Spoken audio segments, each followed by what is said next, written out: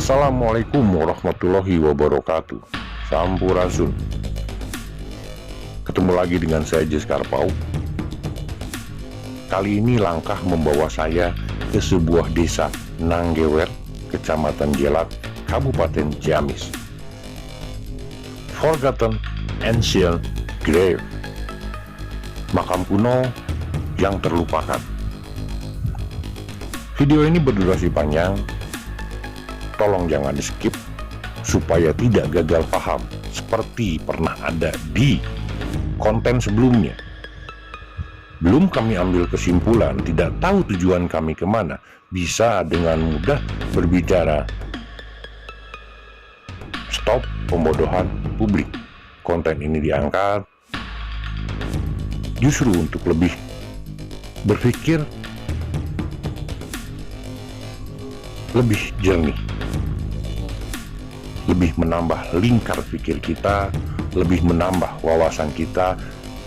Konten yang saya angkat saat ini bukanlah sebuah kebenaran yang mutlak. Di sini kita perlu berpikir bersama, di sini kita perlu berdiskusi bersama untuk lebih meluaskan lingkar pikir kita, bukan cuma pola pikir. Saya ditemani oleh Bapak Aco, warga dari desa Nanggewer ini, karena beliau yang tahu persis lokasi peninggalan tersebut. Cukup jauh perjalanan dari rumah Bapak Aco untuk sampai di lokasi, dengan ditempuh hanya bisa dengan jalan kaki. Tujuan pertama kami adalah peninggalan Ki Hajar Sakti menurut masyarakat setempat. Sempat menjadi pertanyaan di kepala saya, Ki Hajar Sakti yang ada di sini dengan Ki Hajar Sakti yang ada di Gunung Padang Majenang yang pernah kita angkat di konten sebelumnya, apakah orang yang sama? Kita kesini bukan untuk melakukan pembodohan publik. Kita kesini untuk mencoba olah pikir, olah rasa, membaca rekaman alam yang ada, mencoba untuk bertafakur, bertasyakur, dan berkholwat dengan alam. Ketika saya nanya Bapak Aco, beliau lebih banyak menjawab kurang begitu paham, kurang begitu tahu, dan saya kurang tahu. Beliau hanya menjelaskan, inilah batu-batu peninggalan yang ada di lokasi ini. Itu lokasi pertama yang disebut petilasan Ki Hajar Sakti. Menurut beliau, tempat ini baru saja dibersihkan, di mana sebelumnya tempat ini ditutupi semak-semak, hanya bagian atas. Dua lokasi peninggalan Eyang Ki Hajar Sakti menurut masyarakat setempat, dan ada di bawahnya petilasan Mbah Singo. Ini adalah tumpukan batu bagian luar. Di sini kami melihat menhir mini. Saya sempat nanya ke Bapak Aco, seperti apakah posisi batu ini? Ternyata sebelum dibersihkan, batu ini hanya berserakan begitu aja. Pak Aco berikut masyarakat yang membersihkan tempat ini hanya mendirikan batu-batu yang posisinya berserakan dan tertidur. Inilah setelah masuk ke dalam, hampir seperti kuburan-kuburan. Tetapi dari rekaman alam yang saya terima, saya mencoba untuk olah rasa di situ. Saya tidak menemukan satu jasad pun di bawah batu-batu menhir mini yang dibentuk seperti kuburan tersebut.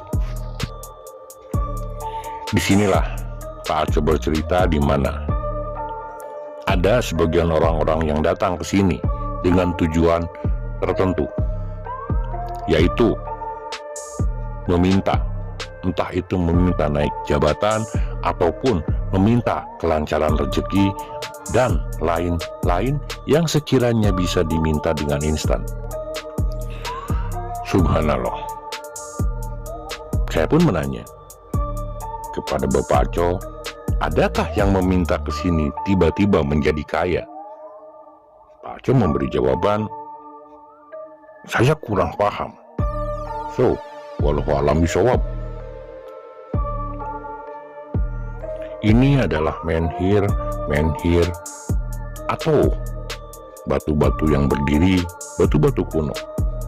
Memang batu ini sebagian mempunyai anomali magnetik yang tinggi, tetapi tidak akan bisa memberi kekayaan. Untuk bisa mendapat hidup yang makmur, kenapa kita tidak mencoba berikhtiar dan utamanya adalah meminta kepada Sang Pencipta? Lokasi ini adalah bagian bawah dari lokasi yang saya tuju sebenarnya, petilasan Ki Hajar Sakti. Sebelum naik ke atas, saya pun mengelilingi mencoba untuk olah rasa, olah pikir, bahkan berkholwat saya di sini.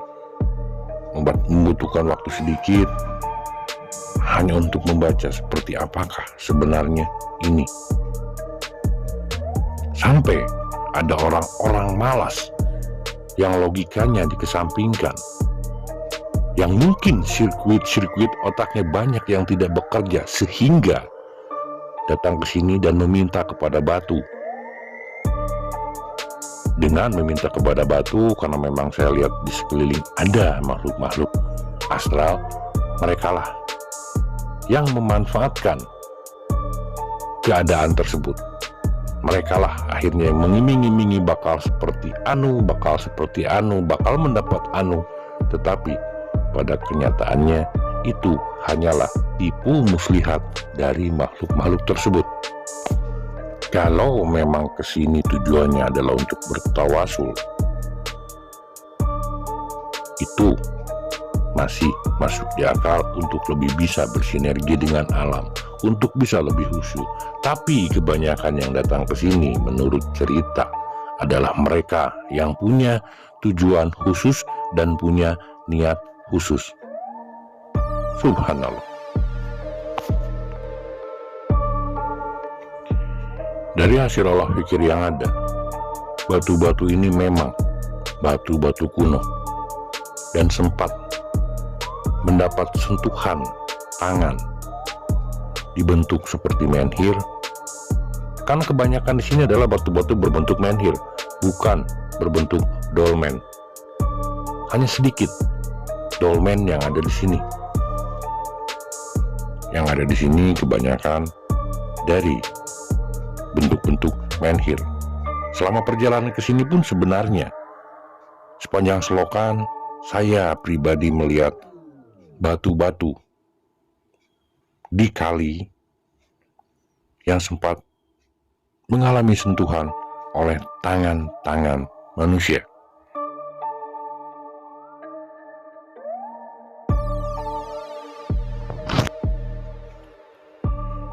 Kami pun mulai masuk ke bagian dalam, di mana sebelum masuk ke bagian dalam, sebelum naik ke tangga, di bawah ada yang disebut petilasan Mbah Singo. Inilah penampakan petilasan Mbah Singo. Di situ saya pribadi pun tidak melihat ada jasad di bawah menhir-menhir tersebut.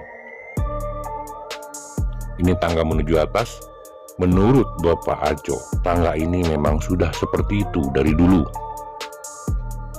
Saya pun mencoba di atas, mencoba mengecek anomali magnetik yang ada di sana, elektromagnetik yang ada di sana. Hampir keseluruhan anomali magnetik yang ada di lokasi bagian atas adalah normal. Ada di antara 41 sampai 43 mikrotesla. Tidak ada yang rendah, bahkan tidak ada yang tinggi. Jadi, apakah ini? Jawaban kami adalah It's just ancient rocks.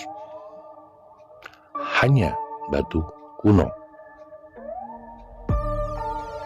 Gimana mungkin pada zaman dahulu menyusun batu tersebut seperti itu punya tujuan tertentu, di mana pada saat tersebut masih pada zaman megalitikum, masih menggunakan sarana batu. Inilah penampakan mini menhir dan dolmen yang ada di lokasi bagian atas. Ada satu batu yang hampir mirip seperti pelana kuda. Ada banyak macamnya, tapi semuanya anomali magnetik yang ada di sini normal. Setelah saya olah pikir di sini, setelah saya olah rasa di sini, saya mencoba berholwat di sini. Saya merasa ada sesuatu yang hilang. Setelah saya tanya ke Bapak Aco bilang, sebelumnya terdapat satu menhir yang paling tinggi di tempat ini, tetapi ada yang mencuri. Itulah kalau akal sehat manusia sudah dikesampingkan. Itulah kalau misalnya kita hanya terikat mitos dan mistik, akhirnya menganggap batu tersebut segalanya dan akhirnya dibawa pulang. Setelah selesai mengelilingi lokasi pertama, kami pun menuju ke lokasi yang kedua, yang menurut Bapak Aco, tempat kedua ini adalah petilasan Prabu Siliwangi. Lokasi kedua ini cukup jauh dari lokasi pertama.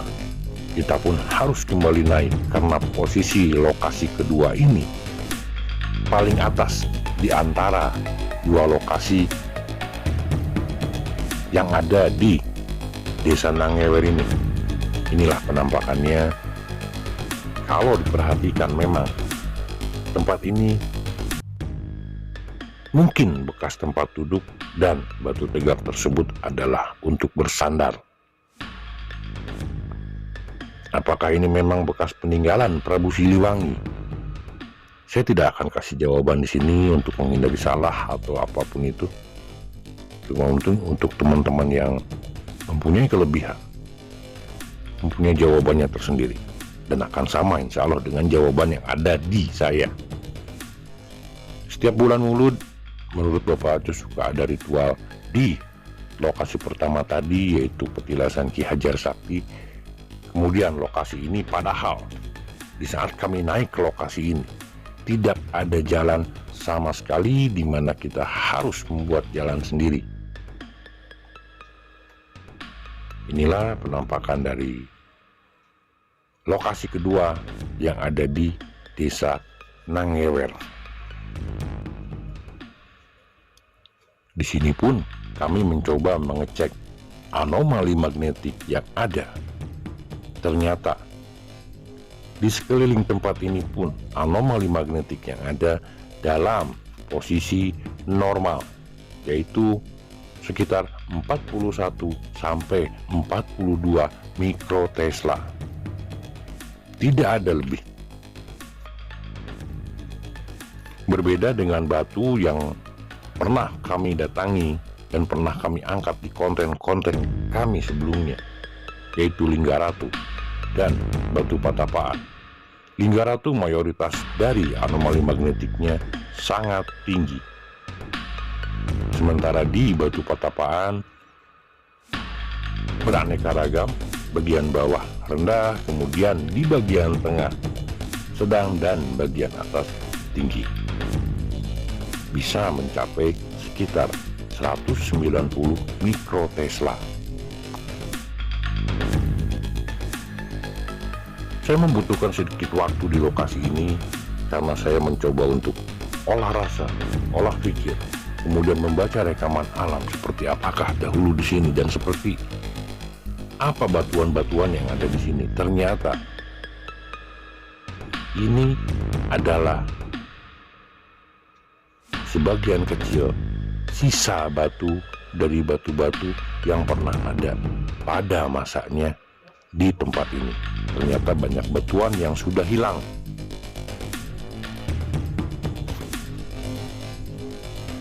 Dan sebagian besar batu yang ada saat ini, sisa batu yang ada di depan saya persis ini, hampir semuanya pernah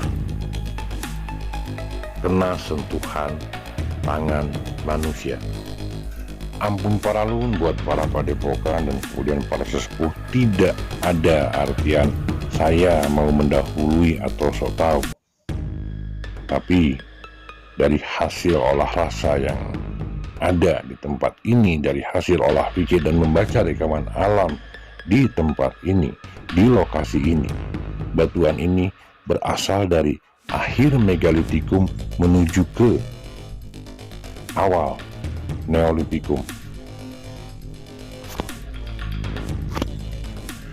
Selesai dari lokasi kedua, kami pun menuju lokasi ketiga yang disebut Sanhyang menurut Bapak Aco. Dari lokasi kedua ternyata masih cukup jauh untuk menuju ke lokasi ketiga. Dari lokasi kedua menuju lokasi ketiga ini kita agak sedikit menurun jalannya, dan itu pun Pak Aco sempat bingung di sebelah mana batu tersebut berada.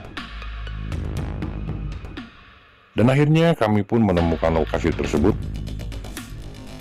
Herannya, di saat sampai di lokasi tersebut, Bapak Aco tidak mau masuk ke lokasi tersebut. Beliau hanya menunjuk. Di saat kami tanya, ada apa?